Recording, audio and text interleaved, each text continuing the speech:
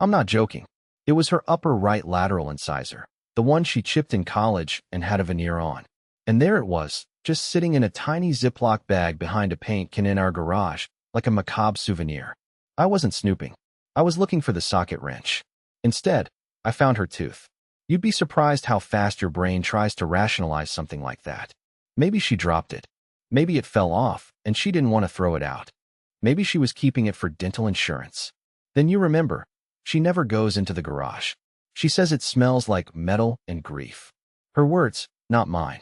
So why was her tooth hidden back there? And why was it next to an envelope with $2,000 in cash and a used bus ticket to Macon, Georgia? That's when I realized something was very, very wrong. Let me explain, or try to, because I still don't fully understand it myself. Marlene, yep, that's her name, again, not the point, told me she was going on a wellness retreat in upstate New York. Some kind of healing forest immersion thing. She even packed protein bars and sage spray. But I noticed the dates on the bus ticket didn't match. And it wasn't to New York. It was to Macon, which is 9 hours in the opposite direction. So I did what any rational, mature adult would do in that situation. I spiraled. I skipped work. I skipped breakfast. I called in sick to everything. I sat on the couch with her toothbrush in one hand and the tooth bag in the other, like some twisted detective in a suburban crime drama. I called the retreat center. No booking under her name. I checked her phone. Passcode changed. I texted her sister. No reply. I Googled tooth symbolism betrayal, like a complete lunatic. And all I could think, over and over again, was, what the hell is happening? At 3:23 p.m., she texted me. Hey babe, off the grid soon. Don't worry if I don't reply. Love you, Orange Heart. Off the grid? Who says that unless they're doing something they shouldn't be doing? I didn't reply. I waited. Then I called every hotel in Macon I could find. Most had nothing. But one, a grimy little motor in off I-75, told me something that made my blood freeze. Oh yeah, the clerk said casually. She checked in. Pretty woman. Booked under Darla Nix. She's still here, I think. Darla Nix. A fake name. She had an alias. Now tell me, how do you look your wife in the eye again after finding out she has a whole other name and is hiding teeth and cash in the garage? Answer. You don't. You wait. You let the storm come to you. Because whatever she's doing in Macon, it's not yoga. And when she comes back, if she comes back, I'm going to sit her down, look her in the eyes, and say the one thing I've rehearsed every night since I found that damn tooth. Fine. Go ahead. But the moment you step out that door, our marriage is finished. Don't ever think about coming back. I didn't plan to drive 9 hours to Macon. I planned to stew in the house, pacing and spiraling like a neglected Roomba, until she came back and fed me some half-baked lie. But around 11:30 that night, I found myself in the car, keys in the ignition, Google Maps pulled up, one hand gripping the steering wheel, the other still holding that tiny plastic bag with her tooth inside. It felt like carrying evidence. But evidence of what? Cheating? A double life? Dental insurance fraud? I didn't know. All I knew was that I couldn't sit in that house one more second pretending I didn't know what I knew. So I drove. The interstate was empty, black, wet with mist. A few trucks, a few deer on the side of the road. And me, a middle-aged, emotionally unstable man blasting 90s emo rock and chewing the inside of my cheek raw. I didn't sleep, didn't stop for food. I didn't even realize I was crying until somewhere near Knoxville. It wasn't dramatic. No sobbing. Just water leaking from my eyes while my brain screamed and screamed and screamed. Why the tooth, Marlene? Why the damn tooth? By the time I pulled into the parking lot of the Reefside Motor Lodge, the sun was clawing its way over the horizon. Ugly orange light slashing through fog, catching on a crooked motel sign with half the bulbs burned out. There were 7 cars parked outside. One had Michigan plates. One had no plates at all. The front office was barely a room, with paneling, a buzzing soda machine, and a clerk who looked like he'd been awake since the Nixon administration. I walked in. He looked up at me and said, "You the husband?" I froze. He didn't even ask for a name. Not "Can I help you?" Not "Good morning." Just, "You the husband?" I said yes. He nodded like he pitied me, then slid a small clipboard across the counter. "She's in 4B. Been in and out all week. Alone, far as I can tell. But quiet. Paid in cash. Didn't even ask for the Wi-Fi code." I blinked. "You don't want to see ID or something?" He shrugged. Don't need to. You've got that face. That face. What face was that? Betrayed? Devastated? Hollowed out. Room 4B was around the back, right next to the ice machine. Pale blue door, cracked paint, sagging curtain in the window. I stood there for a full minute, heart pounding, trying to decide what I was even hoping to find. Her with a man? Her with drugs? Her alone in a puddle of secrets? I knocked. No answer. Knocked again. Still nothing. My hands were shaking. I should have turned around. Left. Driven home. Burned the tooth. But I didn't. I reached for the doorknob, and to my surprise, it wasn't locked. I stepped in. The room was dim. Stale air. Cigarette burns on the carpet. The TV was on, muted, stuck on a Spanish soap opera with a priest yelling at someone dramatically. And there she was, Marlene, sitting on the edge of the bed, wearing one of my old sweatshirts, staring at a manila folder in her lap. She didn't even flinch when she saw me. She just sighed and said, "I was wondering when you'd show up." Not if. When. She knew I'd come. There was no one else in the room. No bags. No signs of anything romantic or scandalous. Just her, a folder, and a bag of sunflower seeds on the nightstand. My mouth was dry as sandpaper. I asked her, "What the hell is going on, Marlene?" She held up the folder. "I was going to tell you when I got back, but I guess you get to read it now." I took it. Inside were papers, photos, receipts, a printed out map, surveillance photos, black and white, grainy. One of them showed a man in a dark jacket handing something to another guy behind a gas station. Another showed a box being loaded into the trunk of a red Corolla. I didn't understand what I was looking at. And then I saw it. A picture of my brother, standing next to the man in the jacket. I dropped the folder. Marlene finally looked at me, really looked at me, and said, "Your brother's been trafficking stolen medical equipment for years, and someone's been trying to pin it on you."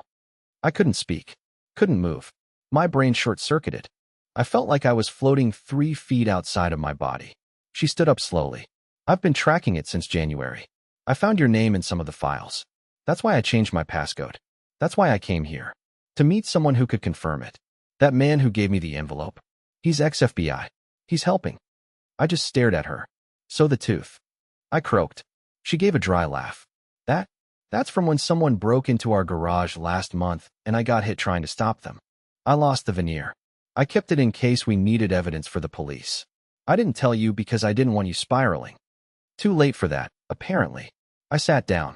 Hard. My entire understanding of reality had just been smashed with a sledgehammer. She came over, knelt down, and said softly, "I didn't betray you, Colby. I was trying to protect you. But if you think this is too much, if you want to walk away, fine. Go ahead.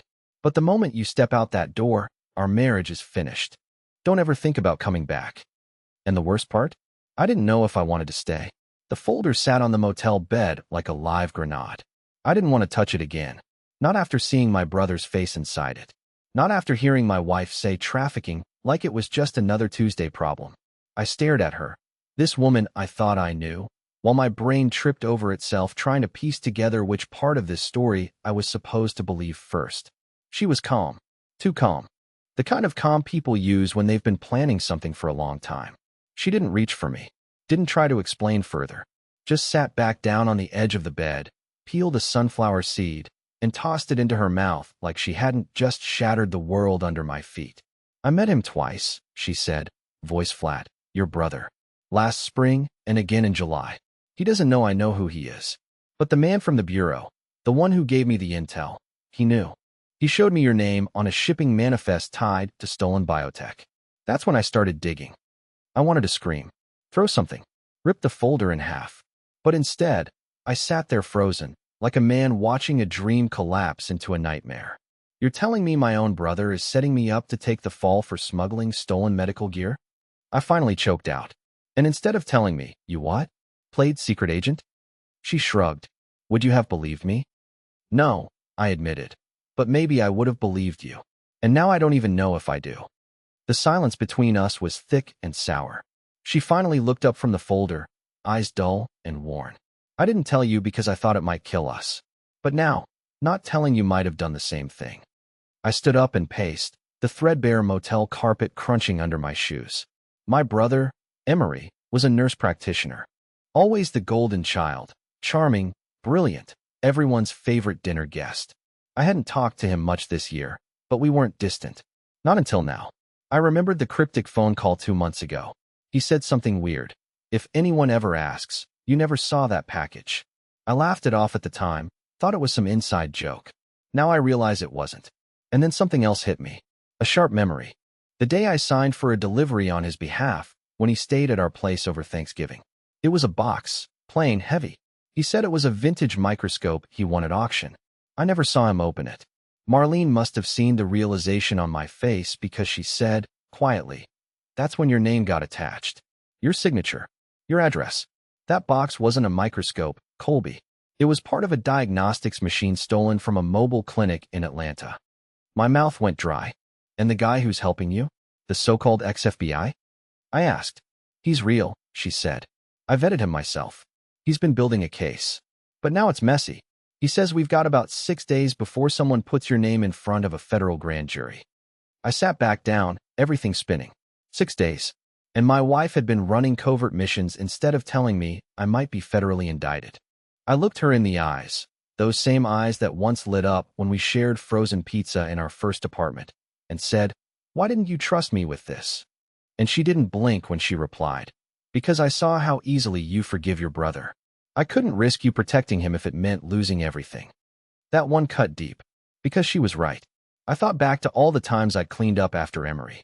The DUI in college. The time he borrowed 10 grand from our joint savings and I lied to Marlene, said it was for a family emergency. I thought I was being loyal. Turns out, I was being groomed to be his fall guy.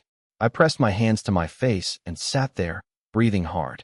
Marlene stood and began packing the folder into her duffel bag. "You should go," she said quietly. "I know you need time to process this." I didn't want it to go this way. I stood. My hands were trembling.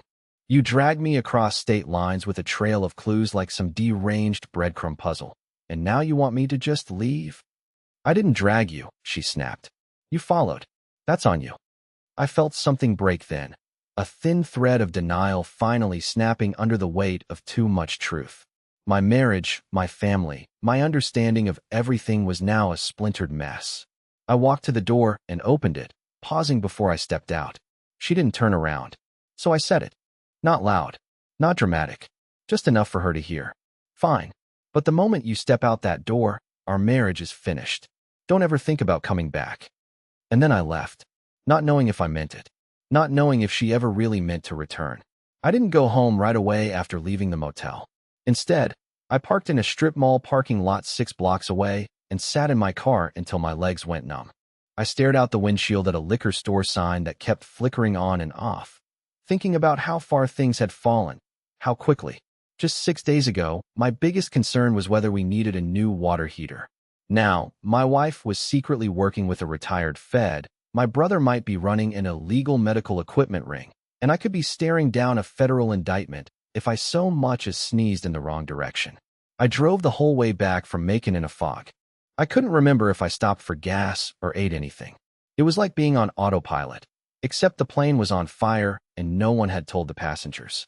When I pulled into our driveway, the first thing I noticed was that the garbage can was in the wrong place. We always keep it tucked to the left, behind the hedges. It was out front now, crooked and halfway rolled into the neighbor's flower bed like someone had rushed it. That might sound like a small detail, but when your life's hanging by a thread, small details hit like sledgehammers. I stepped out of the car and saw him, a man in a gray windbreaker standing at the edge of my driveway, not moving, not pretending to be casual. He had that government-issued haircut and the kind of stare that drills through your skull and sets off alarms in your stomach. He didn't wave, didn't smile, just said, "Colby Matthew Renton?" My knees went cold. I didn't answer, just nodded, throat too dry to work.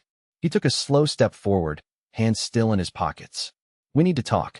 You've been very hard to get a hold of." I wanted to run. Somewhere deep and primal, every part of me screamed to back away, get in the car, and drive until my tires shredded. But I didn't move.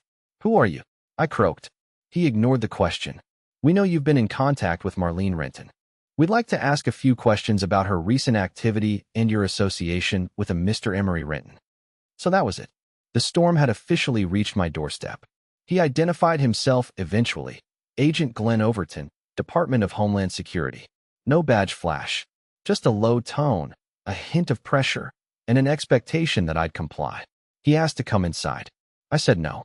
Not out of bravery. I just didn't want that energy in my kitchen. So we stood in my driveway while he asked the kind of questions that make you feel guilty even when you know you haven't done anything. Did you ever receive or sign for packages on Mr. Emery Renan's behalf? Are you aware of any off-book financial transactions between your wife and external parties? Did you or your wife ever visit storage units, warehouses, or facilities rented under false names? Every question punched a new hole in my confidence. The worst part? I couldn't lie. I had signed for that package. I had noticed weird financial gaps. And yes, we had visited a self-storage unit last winter. I thought it was just for some old furniture from her dad's place. Now I wasn't so sure. He ended with a threat wrapped in a warning. I suggest you be extremely careful, Mr. Renton.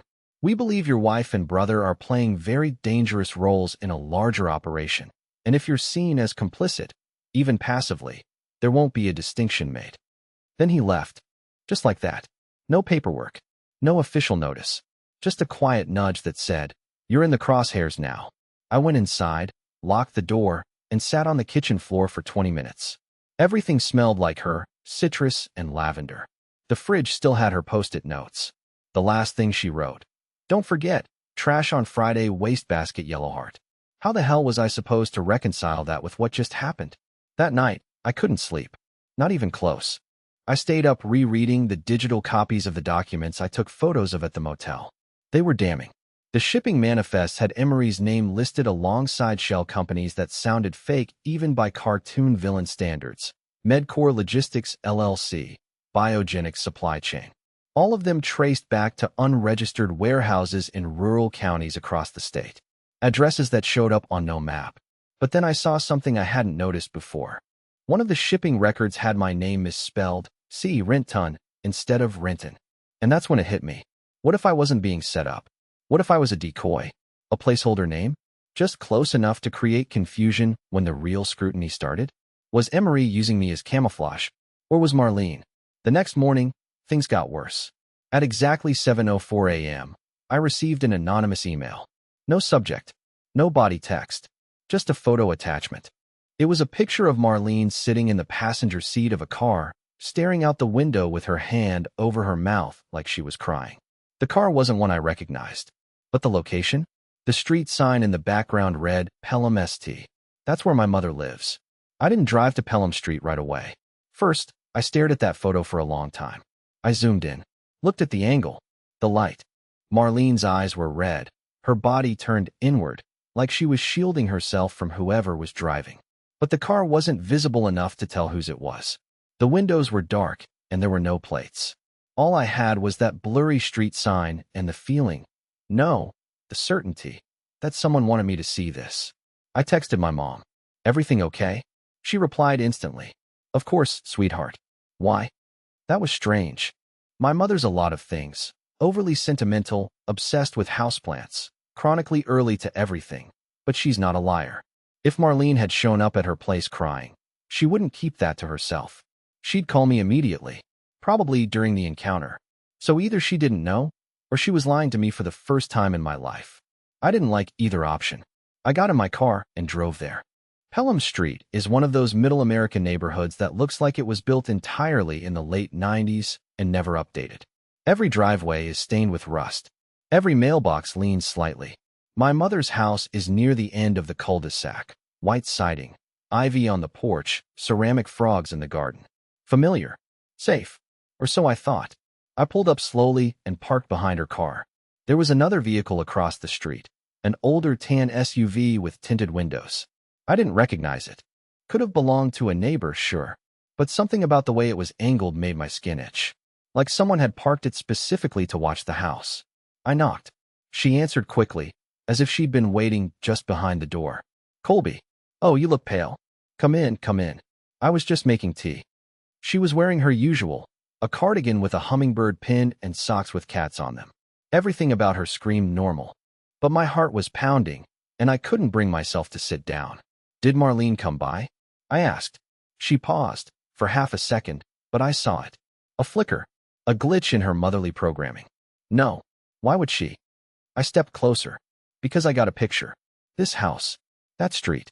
She was outside in a car. Yesterday. She stiffened. Not dramatically, but enough. Enough for me to know I wasn't crazy. Colby, sweetheart, maybe you're just stressed. Everything that's happening. Don't. I said, louder than I meant to. Don't do that. Don't pretend like this is in my head. My mother's lips thinned. She looked away. She didn't come inside, she said finally. She parked out front for about 10 minutes. Just sat there. Then drove away. I didn't want to worry you. You didn't want to worry me? I almost laughed. Mom, Marlene's been disappearing, using fake names, hiding evidence in our garage. And now you're covering for her? I wasn't covering, she snapped. I was hoping it was nothing. That maybe she was just thinking. I sat down at the kitchen table, suddenly exhausted. Why would she come here?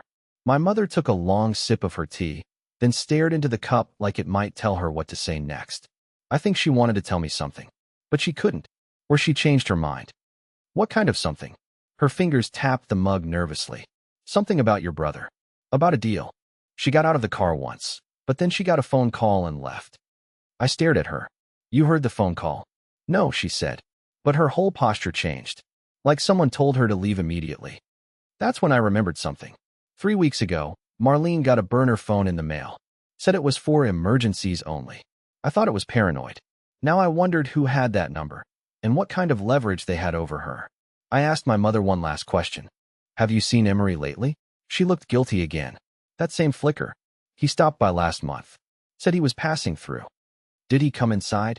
She hesitated, then nodded. Did he say anything strange? She was quiet for a long time. Then, he asked me if I still had the spare key to your house. The room went silent. I hadn't thought about that key in years. It was hidden behind the painting in her hallway. A just-in-case relic from when I used to lock myself out all the time. I didn't even know if it still worked. But now I had to assume it did. I stood. Mom, if he comes back, you don't let him in. And if Marlene shows up again, you call me. No more protecting anyone. She nodded, but I could see the fear in her face now. Not concern. Fear. Something had shifted. She knew more than she was saying. Back home, I checked the windows. The locks. Everything felt off. The air was wrong. Stale, like someone had breathed too much of it too fast. I checked the back door. It was unlocked. I always lock it. Always. And right there, on the kitchen counter, was something I hadn't seen in over a year. Emery's silver money clip. The one with the initials EJR engraved on it. He used to joke that it made him feel classy, even though he only ever kept $10 bills in it. I picked it up. Inside was a folded receipt for a storage unit under my name. Different city, different zip code, and the date on the receipt? Tomorrow, 9 a.m. The drive to the storage unit felt like a funeral procession. It was still dark when I left, headlights cutting through a thick fog that refused to lift. I hadn't slept. Couldn't. I just laid on the couch with Emery's money clip on my chest like it was some cursed artifact I didn't know how to destroy. I kept staring at the receipt. Unit 117, Station Park Storage, 9 a.m. My name. My signature. A key code I didn't recognize. I wasn't sure if I was about to find stolen medical gear, Marlene's body, or another breadcrumb from whatever twisted scavenger hunt my life had become. But I could not go. I had to see it for myself. Station Park was one of those industrial strip mall-style storage places just off the highway. All beige roll-up doors and cracked pavement. The kind of place where no one asks questions and the cameras mostly don't work. I pulled into the lot at 8:47 and sat there with the engine running until the clock hit 9 o'clock exactly. I didn't want to be early. I didn't want to be late. I didn't want to be there at all. The gate code worked on the first try. That chilled me more than anything. Unit 117 was near the back, isolated between two empty bays. My palms were sweating as I slid the key into the padlock and twisted. It popped open without resistance. I lifted the door slowly, expecting, I don't even know, bags of cash. A body? Stolen tech? What I found was somehow worse. It wasn't illegal. It was personal. The unit was spotless. Too clean. Inside was a single steel table and a dozen carefully labeled boxes stacked in the corner. I recognized the handwriting immediately, Marlene's. That tight, neat lettering she used when organizing pantry labels or writing holiday cards. But these boxes weren't labeled kitchen or decor. They were labeled with dates. And when I opened the first one, My breath left my lungs. Inside were items I hadn't seen in years. My college ID, old ticket stubs, a photo of me at 19, asleep on a library couch, letters I wrote to Marlene before we were married.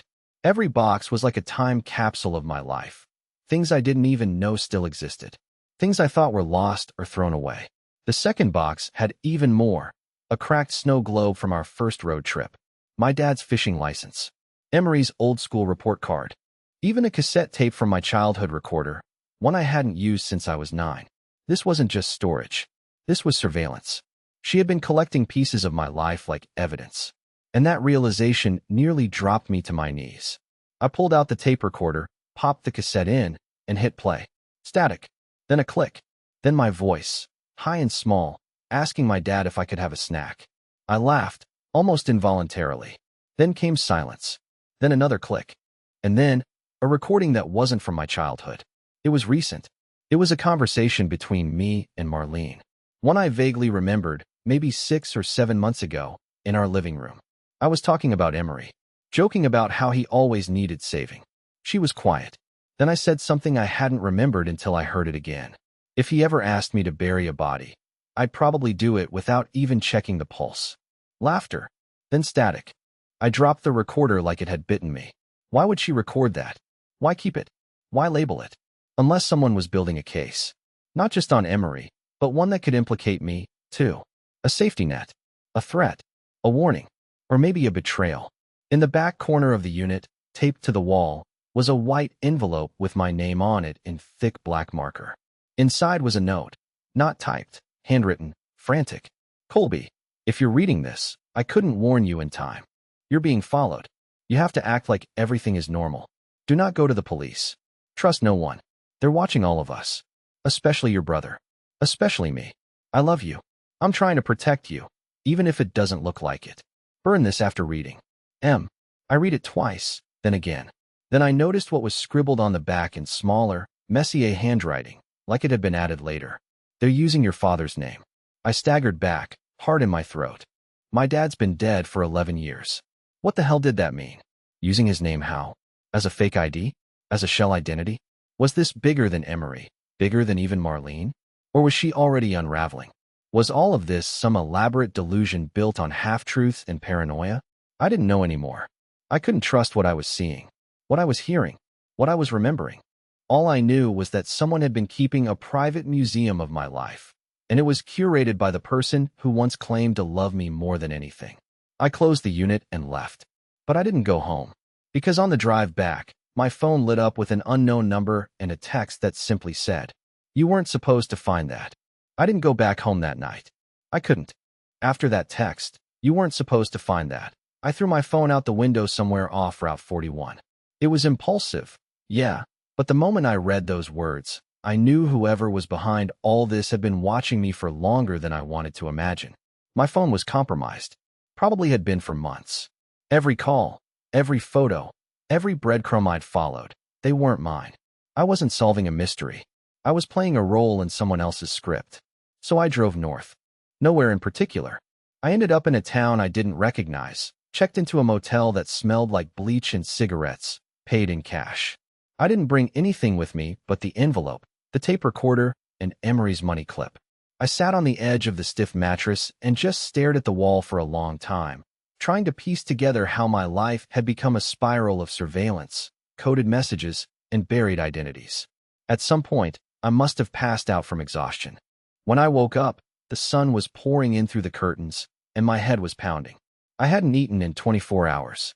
I barely remembered what day it was. I went to splash water on my face, and that's when I saw something I hadn't noticed the night before, a bruise on my collarbone. I pressed it, winced. I didn't remember getting hurt. Not recently. Not at all. And that was when it hit me. There were gaps in my memory. Tiny ones. At first, I'd brushed them off as stress or sleep deprivation, like forgetting where I put my keys or misremembering if I locked a door. But now, this was different. There were entire conversations I couldn't place. One moment I'd be standing in the kitchen, then suddenly I'd be outside, watering the plants with no idea how I got there. It wasn't just paranoia. It was something deeper, something deliberate. I thought back to the tape recorder. The conversation between me and Marlene I didn't remember recording. What if I didn't just forget it? What if someone made me forget? I left the motel in a daze and drove to the one place I thought I'd never return to, the office of Dr. Kellerman, my old therapist. I hadn't seen her in over a year. We parted on decent terms. She'd helped me through my father's death and some early marriage issues. But eventually, I stopped showing up. I figured I was fine. Stable. Turns out, I was wrong. She barely recognized me at first. I looked different. Thinner, pale, with eyes that probably said, "I haven't slept without nightmares in a month." I told her I needed just one session. No long-term commitment. Just help making sense of the timeline in my head. She asked questions. I answered what I could. But then she said something that nearly made me fall out of the chair. "You mentioned a trial medication last year. One you said Marlene recommended." I blinked. "What medication?" She looked through her notes. "It wasn't officially prescribed through me, so I didn't push it. But you said you were trying something new, a focus aid, that helped with your sleep cycle and memory clarity. I told you to be cautious." I shook my head. "I've never taken anything like that." She turned the notebook around. There it was, in my own handwriting. Dated 11 months ago. Started on the recall enhancer. No side effects yet. Marlene says it's FDA approved overseas. I felt like I was falling down a well with no bottom. I left the office without another word. Drove around for hours, trying not to hyperventilate. My own memory, my mind, wasn't just failing me. It had been altered. Something had been done to me. And the worst part? I'd agreed to it. Trusted her. Marlene. The one person who had been there through everything. The one who kissed my forehead while helping me forget. I pulled into an empty church parking lot and cried. Not the dramatic, cathartic kind. The silent kind. The kind that makes you feel like your bones are vibrating under your skin. Then, slowly, I pulled out the envelope again. Reread the part about my father's name being used. My dad had been a contractor. Small time, did odd jobs for commercial sites. Nothing covert. Nothing sensitive. Or so I thought. I drove to the county records office. Told them I needed to request permit files under my dad's business name, Rent and Contracting Services. It took an hour. Most of it was boring. Roofing jobs, retail builds, one indoor tennis court. But then one file stood out. A classified annex to a university medical facility. Built 12 years ago. The client wasn't listed. The site was registered to a shell company in Delaware. I traced the tax records as far as I could. Eventually, the trail led to a name I hadn't seen in months. Biogenics. The same name listed on Emery's manifest. I stumbled outside, heart racing. The pieces weren't lining up, they were overlapping. My brother, my wife, my father, all tied to a company that, on paper, didn't exist anymore. And suddenly, I understood something I hadn't let myself believe. This wasn't just about betrayal. It wasn't just about cheating, or lying, or surveillance. This was engineering. Of memory, of blame, of identity. My family, my life, had been shaped into a weapon, and I was just now waking up to it. I had one thought, one instinct, one move left. I needed to find Marlene, but not to beg, not to fix anything. I needed to ask her one question, the only one that mattered anymore. Who am I really? I found her exactly where I shouldn't have been looking, the old greenhouse behind her aunt's abandoned farmhouse, 40 miles outside of town. No cameras, no neighbors, just silence, tall grass, and broken glass underfoot. The last place on earth I ever thought I'd see her again. But somehow, I knew she'd be there. Like I'd carried the location in my blood this whole time. The greenhouse had long since stopped being green. Ivy crept up the metal frames. The roof had collapsed in places. And there she was, Marlene, sitting on a rusted bench in the sunlight, wearing my old hoodie and staring at nothing. Not shocked to see me. Not scared. Just tired. Soul deep tired. I stood there for a long time before speaking. I didn't yell. I didn't accuse. I just sat beside her on the bench, listened to the birds, and asked the question that had been chewing through my bones for weeks. Why me? She was quiet for a long time. Then she finally turned and said, "Because you were the only one I knew wouldn't run. Even if you didn't understand. Even when you were scared. You've always stayed." I laughed bitterly. "You mean the only idiot who wouldn't question why his life kept breaking in the same place?" She looked down at her hands. "No. I mean the only person who kept loving even when he was being rewritten." That stopped me cold. She explained everything. No more riddles. No more hints. Yes, Emery was involved with biogenics. He wasn't just smuggling. He was part of an experiment that went too far. Experimental memory augmentation programs designed to create pliable witnesses. Not soldiers, not spies, civilians, people like me. People who wouldn't question what they were told because their own minds had been trained not to. Marlene had been part of it once, a handler, assigned to me. Except she didn't do her job, because she fell in love with me. And somewhere along the way, she stopped reporting, started hiding things, started pulling out. That's why the surveillance unit existed. That's why the notes, the recordings. She wasn't keeping evidence for them. She was keeping it against them. In case they tried to erase me entirely. She wasn't betraying me. She was protecting me from the beginning. I didn't believe her right away. How could I? But then she reached into her bag and handed me something. A small, beaten-up journal. Mine. From before. From before everything. Before the therapy, before the experimental pills, before I forgot how much of myself had already been taken. Inside were entries I didn't remember writing. Things I never knew I'd said. Proof that I had begun to notice the gaps long before I thought I had. Marlene had saved it. Hidden it. Preserved my identity when even I had let it slip through my fingers. I cried reading those pages. I cried for the man I used to be. I cried for her. And I cried because, for the first time in weeks, I felt real again. We stayed in that greenhouse for hours, just breathing. No plans. No strategies. Just truth, quiet and unshakable. Eventually, we made a choice. We weren't going to run anymore. In the months that followed, we built something new. Together. We took everything we'd collected, the files, the photos, the logs, the tapes, and handed them over to the right people. The actual right people. Not the ones who show up without ID in your driveway. Real investigators. Real journalists. Marlene testified anonymously. Emery disappeared, fled the country, most likely. But it didn't matter. The operation began to collapse from the inside. And as for us, we moved away. Quiet town. New names, real ones this time. No more shadows. No more code names. Just Marlene and Colby, starting over. She got into growing vegetables. I started writing again. Sometimes, I wake up in a cold sweat, afraid I've lost another piece of myself. But she's always there. Always reminding me who I am. Who I've always been. She made me promise not to hate her for how it all began. I told her I couldn't. Because the truth didn't destroy me. It set me free.